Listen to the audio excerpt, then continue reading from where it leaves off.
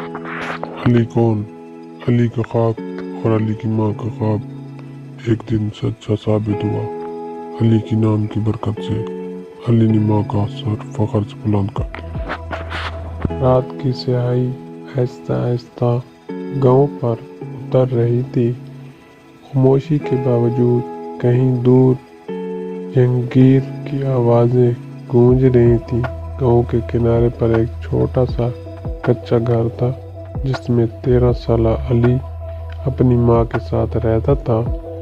علی کے چہرے پر معصومیت کے ساتھ ساتھ ایک عزم بھی نظر آتا تھا، ایسا عزم جو اکثر غربت میں پلنے والے بچوں کی آنکھوں میں چمکتا ہے۔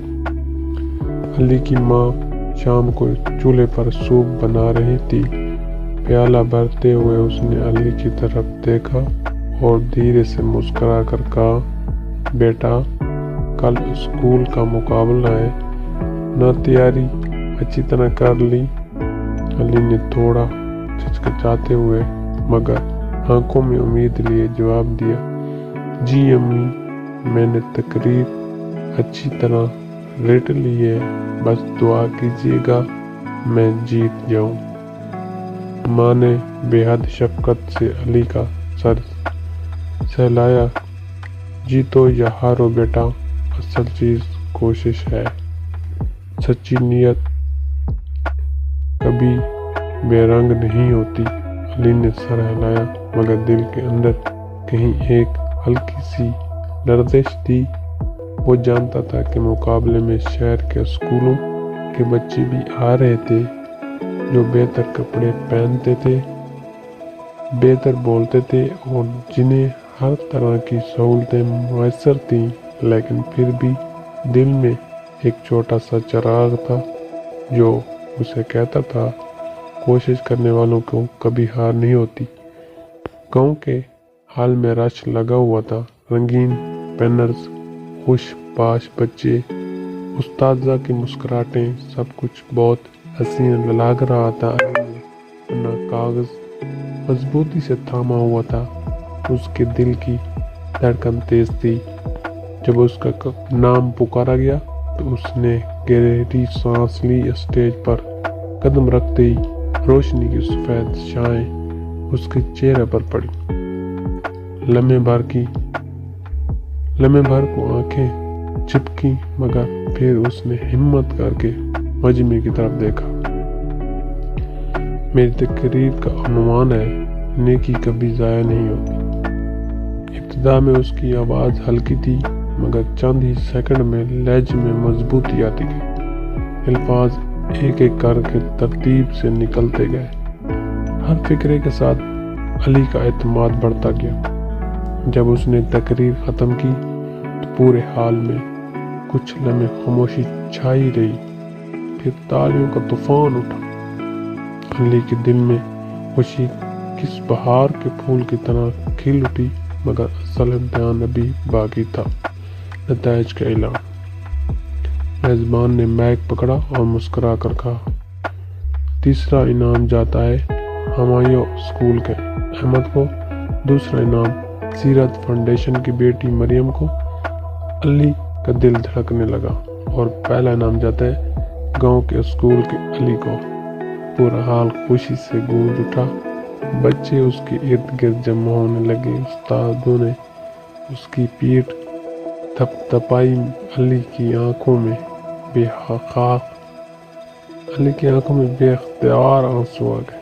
وہ ٹرافی کو سینے سے لگائے باہر نکلا تو اسے لگا جیسے آسمان بھی آج زیادہ نیلا ہے۔ گھر واپسی اور نیا امتحان۔ علی دوڑتا ہوا گھر پہنچا، امی میں جیت گیا۔ ماں کے چہرے پر فخر اور محبت کی وہ مسکراہٹ تھی جو کسی بھی انعام سے زیادہ قیمتی ہوتی ہے۔ لیکن جب وہ اندر آیا تو ماں کی کھانسی نے اسے چونکا دیا۔ کھانسی مسلسل گہری اور درد بھری تھی۔ اس نے گھبرا کر پوچھا، امی آپ ٹھیک تو ہو؟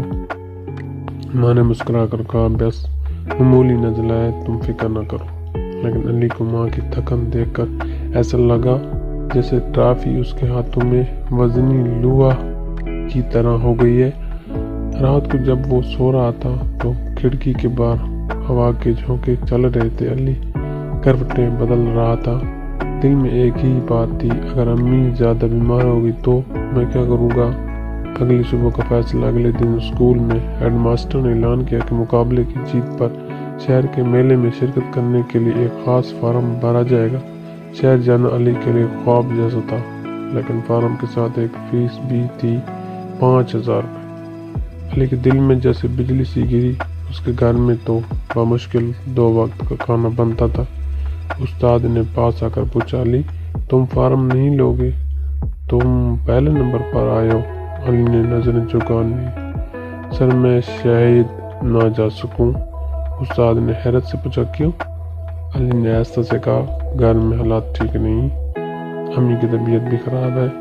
استاد نے کچھ لمحے اسے دیکھا، پھر نرمی سے کہا، بیٹا کبھی کبھی بڑے فیصلوں میں دل اور عقل دونوں کا امتحان ہوتا ہے۔ ٹرافی کا وزن گھر واپسی پر علی نے ماں کے پاس بیٹھ کر ٹرافی کو سامنے رکھی۔ امی یہ ٹرافی، اس کا کیا فائدہ اگر میں آپ کا علاج نہ کر سکوں؟ ماں نے کمزور آواز میں کہا، علی میں نے تمہیں ہمیشہ سکھایا ہے کہ نیکی اور محنت کبھی رائے گاہ نہیں جاتی۔ علی کی آنکھوں میں نمی تیرنے لگی۔ اسی وقت دروازے پر دستک ہوئی۔ استاد صاحب کھڑے تھے۔ انہوں نے کہا، علی ہم نے تمہاری محنت دیکھی ہے، پورا اسکول تم پر فخر کرتا ہے۔ اسکول کمیٹی نے فیصلہ کیا کہ تمہاری فیس ہم دیں گے اور ہم تمہاری امی کے علاج بھی کروائیں گے۔ علی جیسے حیرت کے سمندر میں ڈوب گیا۔ سر میں کیسے شکریہ ادا کروں؟ استاد نے مسکرا کر کہا، شکریہ اس بچے کا ہوتا ہے جو خود محنت کرے، ہم تو صرف راستہ دکھانے والے ہیں، مقصد کی روشنی۔ علی کی ماں کا علاج ہو گیا اور چند دنوں میں وہ بہتر ہو گئی۔ علی شہر کے میلے میں شرکت کی، وہاں بھی غیر معمولی کارکردگی دکھائی۔ اس کی محنت اور کردار نے اس کے راستے خود روشن کر دیے۔ کچھ عرصے بعد علی کا گاؤں کے ہال میں بلایا گیا۔ وہاں ایک بڑی بینر پر لکھا تھا، جیت ان کی ہوتی ہے جو حالات سے نہیں اپنے ارادوں سے لڑتے ہیں۔